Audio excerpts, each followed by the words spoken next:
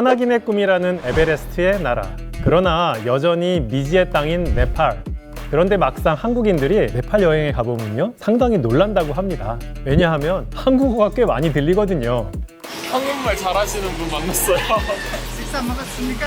네팔 식사 맛이 어때요? 무슨 음식을 제일 좋아해? 물고기? 약간 친구가 있어요? 전 없어요. 없어? 없어. 왜 아직까지 안?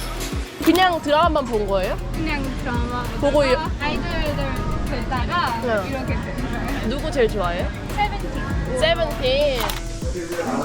이거 다양 नेपाली दाल 이거 तरकारी नेपाली 말은 तरकारी 아니 왜 여기 와서 한국말 들으니까 신기하네요. 네팔 사람들 왜 이렇게 한국어를 잘할까요? K-팝 혹은 K-드라마를 좋아해서? 네, 이것도 사실 정답이지만 네팔에는 한국행을 위한 취준생이 많아서입니다. 사실 네팔에서 한국은 기회의 땅, 한국어는 권력이라는 말이 있을 정도로 한국에 취업하려는 청년들이 많습니다. 제 친구 중에 네팔 출신 경제학자가 있어요. 근데 그 친구를 만났는데 그 친구 하는 얘기가 상점들 중에서 굉장히 흔한 것이 뭔지 아냐?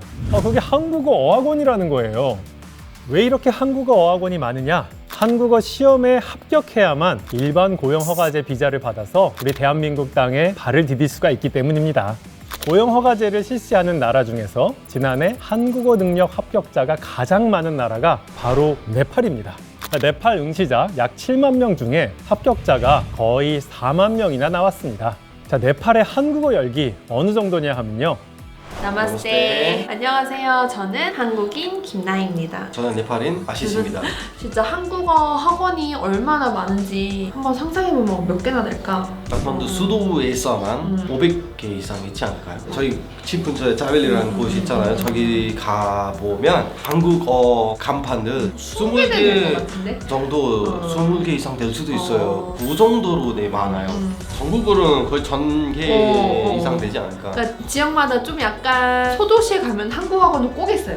그래서 진짜 요즘에는 이제 5집에서 한 집은 한국어를 안다고 하거나 한국에 다녀왔다고 할 정도로 그래서 저희는 함부로 밖에 나가서 욕 안 합니다. 혹시나 해서. 한국어 공부의 열기가 어느 정도인지 보려면은 이 한국어 시험 경쟁률을 보면 될 것 같아요. 그렇죠. 올해 2024년 상반기에 한 번 있다는데 거의 10대 1이라고 얘기 들었어요. 그리고 실제로 제 친구 중에 한 친구도 한국어 운영하고 있는 친구 있거든요. 그 친구도 그렇게까지 인기가 많아요. 지금 그러니까. 한국어 네팔에서. 안녕하십니까. 비전 한국어 학원에서 한국어 강사 랄프입니다. 우리 학원에서 100명 정도 학생들이 있습니다. 우리 학원 학생들은 여기 수업하겠습니다. 한국에 꼭 가기 위해 한국어를 열심히 배우고 있습니다. 날마다 5시간씩 한국어를 공부합니다. 오늘 직장 생활 대한 단어를 배웠습니다. 한국어 능력 시험을 꼭 합격하고 한국에 가서 돈을 벌고 싶습니다. 감사합니다. 그렇다면 네팔 사람들은 왜 이렇게까지 한국에서 일하고 싶어 할까요? 뭐니 해도 돈 때문이죠. 네팔의 최저임금은 월 17,300루피. 그런데 네팔 사람들이 한국으로만 일하는 거 오는 거 아니잖아요.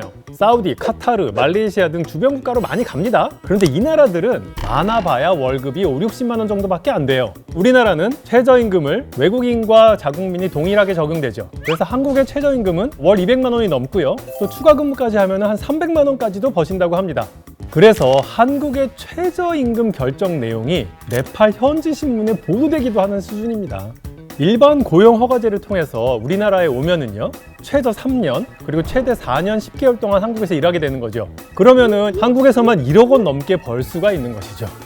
네팔에서는 이 번 돈 1억 원이 1억 원이 아니에요. 이게 무슨 말이냐 하면은 우리나라 1인당 GDP와 네팔의 1인당 GDP를 한번 비교해 보겠습니다. 네팔은 얼마? 1,350달러. 대한민국은 33,150달러. 그러면 우리나라가 무려 25배 높습니다. 그렇기 때문에 네팔 현지에서 우리나라 돈 1억 원의 가치는 우리나라 사람들이 느끼기에 대략 한 25억 정도나 되는 그런 느낌이 되는 것이죠. 우리나라 강남 아파트가 한 25억쯤 됩니다. 그러면은 1억 정도 가지고 가면은 네팔에서 그 느낌 그대로 가장 좋은 지역에서 아파트를 떡하니 살 수가 있는 거예요. 이렇다 보니까 네팔에서도 잘 나간다는 의사, 변호사, 교수, 공무원 이런 엘리트들이 한국 시험 준비해서 한국에 어떻게 하면 한번 가볼 수 있을까 이렇게 준비하는 상황이라고 합니다. 사실 네팔에서도 돈을 많이 버는 직업들이 존재하긴 합니다. 네, 네팔에서 돈 잘 버는 직업은 그 히말라야 가이드를 하는 셰파랑 최강의 용병으로 사람들이 많이 알고 있죠. 구르카 용병이라고 생각하시면 될 것 같아요. 네팔에서는 은행원, 공무원, 의사, 변호사.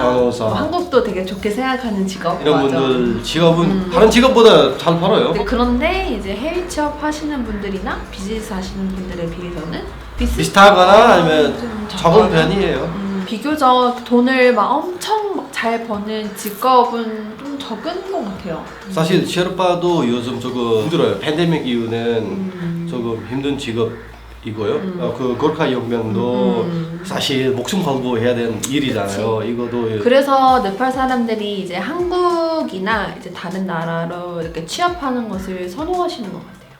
이 말은 결국 네팔의 양질의 일자리가 부족하다는 것입니다. 네팔의 실업률을 보면요, 2022년 기준으로 11.1%입니다. 5% 미만으로 늘 유지되는 한국의 실업률과 비교하면 상당히 높은 수치죠. 왜 이러냐 살펴보면요, 일단 네팔은요 1차 산업에서 더 발달하지 못했습니다. 2차 산업, 3차 산업이 굉장히 부족합니다. 국토도 불리합니다. 네팔의 국토 면적은 우리나라보다 1.5배 정도 큽니다. 그런데 산지와 언덕을 뺀 평지가 한 20-30%밖에 안 되죠. 농사 지을 땅이 이렇게 적은 데다가 현재 제조업도 굉장히 제한적입니다. 이렇게 산업이 발달하지 못했다 보니까 네팔 정부는 해외 송금액에 크게 의존하는 상황이 됩니다. 농업 국가인 네팔로 유입된 해외 송금액이 GDP에서 차지하는 비중이 무려 22%입니다. 심지어 농업을 능가했을 정도입니다. 우리나라 얼마인지 아십니까? 우리나라는 0.5%입니다. 자, 이렇게 된 이유, 네팔은 그야말로 자리를 잘못 잡았거든요. 세계의 지붕 히말라야를 품고 있지만 바다를 갖지 못한 비운의 나라죠. 북쪽으로는 히말라야라서 어디 가지 못하고 남쪽으로는 인도밖에 없습니다. 또 항구가 없으니까 모든 제품의 수출입은 인도를 통해야 됩니다. 그래서 사실상 인도가 네팔 무역을 통제하고 있는 것이나 다름없습니다. 이렇게 되면은 그 모든 것들이 자꾸만 인도의 눈치를 볼 수밖에 없는 상황이 됩니다. 이런 불리한 지리적 환경이 산업 발전을 더디게 만드는 한몫을 하기도 했습니다. 여기에 덧붙여서 네팔은 2008년에 공산당 혁명이 있었습니다. 이런 정치적 불안정성, 만연한 부패 등 네팔에는 여러 가지 문제점들이 혼재하고 있는 상황입니다. 하지만 네팔의 성장 가능성을 좋게 보는 시선도 있습니다. 네팔은 사실 잠재적 수력 발전 가능성이 굉장히 큰 나라 중에 하나입니다. 생각해 보세요. 세계에서 제일 높은 에베레스트 산에서 떨어지는 물이 자연스럽게 수력 발전으로 이어질 수 있지 않겠습니까? 실제로 바로 옆 나라 부탄이 이렇게 수력 발전으로 굉장한 경제 성장을 이루었거든요. 네팔 역시도 수력 발전을 통해서 경제 성장을 이룰 수 있는 가능성을 보고 있습니다. 자, 지금 현재 네팔의 국가적 최대 목표는 경제 성장을 이루어서 최빈국을 벗어나는 것입니다. 실제로 네팔의 1인당 GDP는 지난 10년간 꾸준히 성장해 왔습니다. 그래서 유엔은 2021년 방글라데시, 네팔, 라오스 3개국을 최빈 개도국 리스트에서 제외하는 결의안을 통과하기도 했죠. 과연 네팔은 최빈 개도국 지위에서 벗어나고 경제 성장을 이룰 수 있을까요? 오늘 저의 가이드는 여기까지입니다. 여러분은 어떠셨나요?